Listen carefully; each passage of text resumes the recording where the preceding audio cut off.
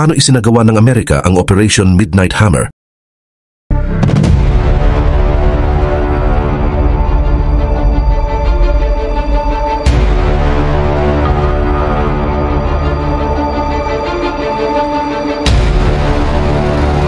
Ang US ay naglunsad ng halos 125 na aircraft para bombahin ang tatlong pangunahing nuclear sites ng Iran, ang Fordo, Natanz at Isfahan. Ang nasa unahan ng operasyon ay 6 na B-2 Spirit bombers na lumipad mula sa Wegman Air Force Base sa Missouri noong umaga ng June 21, 2025. Bukod pa rito, may around 30 cruise missiles na pinakawalan mula sa US nuclear submarines na naka-immerse sa rehiyon na tumama sa mga underground nuclear enrichment facilities isa-isa. Parang simple pakinggan, pero hindi ito ganon kadali. Ang mga aircraft na to kasi ay sobrang lakas kumonsumo ng fuel at kailangan ng aerial refueling support para matapos ang ganito kalayong mission. At dito na nagiging mas komplikado ang lahat.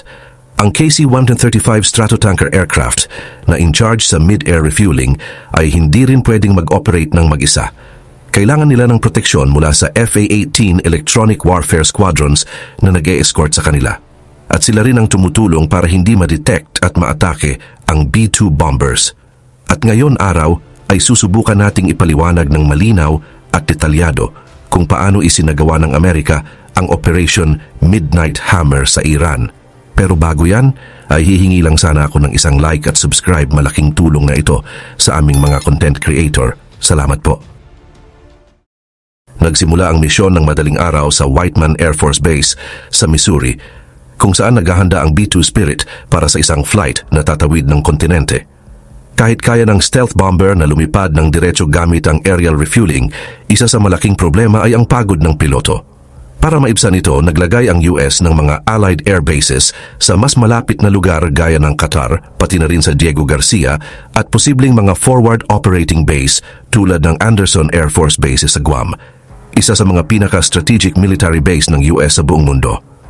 Sa pagre-deploy ng ilang B-2 Spirit bombers mula 509th Bomb Wing papunta sa Diego Garcia, sinisiguro ng US na may secured na launch point para sa mga operasyon sa Middle East, Africa at Indo-Pacific. Isang maingat na plinano na military strategy para mas mapatibay ang survivability at operational reach. Pero hindi lang yan, sinamahan din sila ng aircraft carriers at submarines sa Arabian Sea. Nag-take off mula sa deck ng US carriers ang FA-18 Super Hornets at EA-18 Growlers. Yung iba ay lilinisin ang daan laban sa air defenses ng Iran, habang ang iba ay magbabantay sa mga tankers na nagpapanatili sa buong operasyon na nasa ere.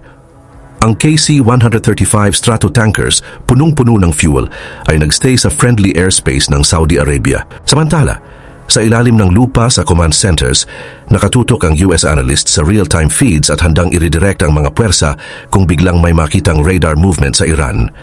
Ang pagpasok sa airspace ng Iran ay hindi biro. Kailangan ng mga B-2 na umakyat sa sobrang taas na altitude. Ang ruta nila ay sobrang kalkulado para makaiwas sa kilalang missile sites. Sa ibaba, puro bundok at disyerto lang ang makikita, halos walang matataguan.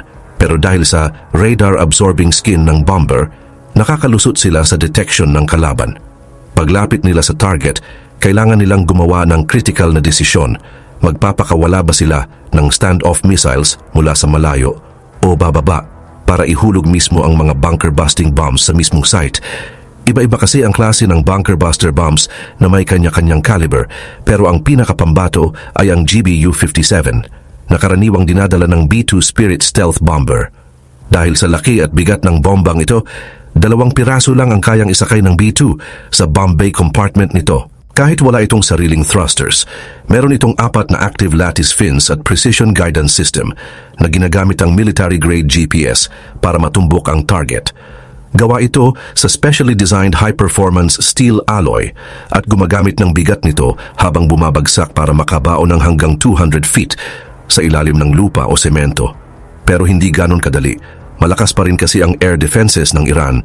Kahit luma na ang M29s at F-14s nila, delikado pa rin kung sakaling makatsyempo sila at maabutan ang B-2 stealth bombers. Wala halos kakayahan sa dogfight ang stealth bombers, kaya sinisikap ng ground controllers ng Iran na itutok ang mga jet nila papunta sa mga bombers sa kabila ng electronic jamming. Pero syempre, may sagot ang US military. Pinupuno ng EA-18 Growler ang frequency ng Iran ng static para guluhin ang communication at targeting systems. Nagkakaroon ng kalituhan, kaya mas mahihirapan ang mga piloto ng Iran na magka-coordinate. Kung sakaling may makalapit na Iranian fighter jets, nakaabang ang F-18s. Ginagabayan sila ng Airborne Warning and Control System aircraft na lumilipad ng ligtas sa offshore area. Habang papalayo na ang B-2, pabalik sa kanluran para iwasan ang air defenses ng Iran, naiwan sa likod nila ang langit na puno ng kaguluhan. Pagdating sa airspace ng Iraq, sinalubong ulit ng mga bombers ang tankers para mag-refuel, habang dumating na rin ang F-22 Raptors para sumama sa escort. Ang mga sensors ng Raptors ay alerto. Naghahanap ng posibleng banta mula sa Iran. Tingnan natin kung paano gumagana ang lahat ng ito. Step 1. Bomb Deployment Platform. Gaya ng sinabi ko kanina, lumilipad sa sobrang taas ang B-2 stealth bomber. Kapag narating na ang tamang lugar at okay na ang kondisyon, ihuhulog nito ang bomba. Ginawa ang bomba para sa precision, kaya mahalaga ang taas kung saan ito ihuhulog para sa tamang trajectory at epekto. Step 2. Targeting Precision. May advanced guidance tech ang bomba. May GPS at inertial navigation system. Ito na gamit ang military-grade satellites. Step 3. Adjusting the Trajectory. Na ipapasa ang guidance info sa 4 na lattice fins na nasa likod ng bomba. Kaya nitong gumalaw at mag-adjust habang bumabagsak para itama ang direksyon. Importante ito dahil wala itong thrusters. Umasa lang ito sa galaw ng fins at taas ng pagbagsak para makontrol ang flight path. Kaya kailangan talaga itong ihulog mula sa sobrang taas para may sapat na oras at distansya para mag-adjust ng tama.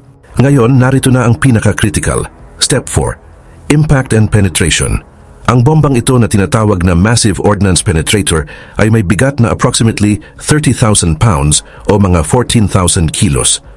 Pagtama sa target, sobrang lakas ng impact nito. Kaya nitong bumutas ng sobrang lalim sa mga matitibay na istruktura tulad ng bunkers. Kaya nitong bumaon ng mahigit 200 feet sa reinforced concrete para siguradong pasok ang payload kung saan ito dapat sumabog. Step 5. Arming the weapon. Nilagyan ito ng 2 SDB fuses bilang backup. Yung una ay G-sensing fuse at yung isa ay time delay fuse. Bakit kailangan i-redesign?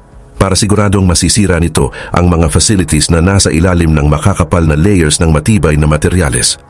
Nasa likod ang mga fuses ng bomba para hindi agad masira. Kapag tumama na ang time delay o G-sensing fuse sa tamang lugar, pwede na itong sumabog, parang mini-earthquake na kayang bumasag ng bunkers at 20-story buildings sa ilalim. Tingnan natin kung bakit paulit-ulit na binobomba ng Israel ang mga nuclear sites ng Iran mula pa noong June 13, 2025. Pero hindi pa rin nila mapabagsak at kung bakit kailangang pumasok ang US gamit ang B-2 Spirit bombers para sirain ang mga heavily fortified na bunkers. Hindi lang kasi basta nakatago ang mga nuclear facilities ng Iran, binaon pa ito sa ilalim ng makakapal na layer ng reinforced concrete at lupa na talagang ginawa para hindi mapasok ng ordinaryong atake. Ginagamit ng Israel ang sarili nilang bunker buster bombs pero ang napinsala lang ay yung mga ventilation shafts. Hindi nila napasok ng buo ang pinaka-fortified na underground nuclear sites ng Iran. Ang strategy ay dahan-dahang butasan ang depensa layer by layer. Dito na pumapasok ang B-2 Spirit, lilipad ng sobrang lapit sa target, bubuksan ang bomb bay door at ihuhulog ang 30,000-pound bunker buster bomb. Ngayon, isang critical na tanong ang lumilitaw. Hanggang kailan mapipigilan ang nuclear ambitions ng Iran? Ang US at mga kaalyado nito ay malinaw na nagpakita ng kakayahang wasakin ang kahit pinakamatitibay na pasilidad. Pero alam din ng lahat na ang Iran ay matagal nang naghahanda para sa ganitong klasing pag-atake. Maaring may mga backup facilities o mga bagong pasilidad na itinatayo sa iba pang lokasyon. Habang sinusuri pa ang epekto ng mga airstrikes, ang mga eksperto sa buong mundo ay nagbabantay kung ano ang magiging susunod na hakbang ng Iran. Pwede itong magresulta sa retaliation o maaari rin itong mauwi sa panibagong negosasyon. Ang isang bagay lang ang malinaw ngayon, ang pagpapadala ng B-2 Spirit bombers ng US kasama ang coordinated strike na may cruise missiles at air escort ay isang matinding pahayag. Isang pahayag na handa silang wasakin ang kahit anong nuclear facility na maglalagay sa pandaigdigang seguridad sa peligro.